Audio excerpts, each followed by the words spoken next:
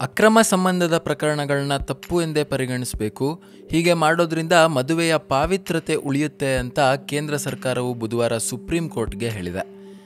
ಪತ್ನಿಯನ್ನು ಹೊರತುಪಡಿಸಿ ಇತರ ಮಹಿಳೆ ಜೊತೆ ಲೈಂಗಿಕ ಸಂಬಂಧ ಹೊಂದಿದ್ರೆ IPC ಸೆಕ್ಷನ್ 497ರ ಅಡಿಯಲ್ಲಿ ಪುರುಷನದು ಮಾತ್ರ ಅಪರಾಧವಾಗುತ್ತೆ. ಸೆಕ್ಷನ್ 497 ಜಾರಿಗೆ ತಂದಿದ್ದು ಮದುವೆಯ ಪವಿತ್ರ ಸಂಬಂಧವನ್ನು ರಕ್ಷಿಸೋದಕ್ಕೆ. ಅದರಲ್ಲೇನಾದರೂ ಬದಲಾವಣೆ ತಂದುಬಿಟ್ರೆ ಮದುವೆ ಬಾಂಧವ್ಯಕ್ಕೆ ಕುತ್ತು ತಂದಂತೆ ಆಗುತ್ತೆ ಅಂತ ಅಭಿಪ್ರಾಯಪಟ್ಟಿದೆ.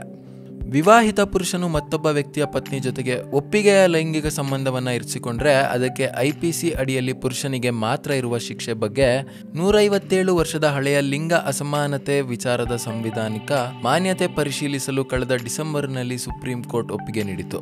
ಪ್ರಕರಣಗಳಲ್ಲಿ ಗಂಡು ಹೆಣ್ಣು ಇಬ್ಬರನ್ನು ಸಮಾನವಾಗಿ ಜವಾಬ್ದಾರಿ ಮಾಡಬೇಕು ಅಂತ ಕೋರಿ ಸಲ್ಲಿಸಿದಂಥ ಅರ್ಜಿಗೆ ಕೇಂದ್ರ ಸರ್ಕಾರ ಅಫಿಡವಿಟ್ ಸಲ್ಲಿಸಿತ್ತು. ಸೆಕ್ಷನ್ 497ರ ಪ್ರಕಾರ ಯಾವುದೇ ಪುರುಷ ಮತ್ತೊಬ್ಬ ಪುರುಷನ ಪತ್ನಿಯ ಜೊತೆಗೆ ಒಪ್ಪಿಗೆಯ ಲೈಂಗಿಕ ಸಂಬಂಧ ಹೊಂದಿದ್ದರೆ ಅದು ಅತ್ಯಾಚಾರ ಆಗೋದಿಲ್ಲ. ಅದನ್ನು ವ್ಯಭಿಚಾರ ಎಂದು ಪರಿಗಣಿಸಲಾಗುತ್ತೆ.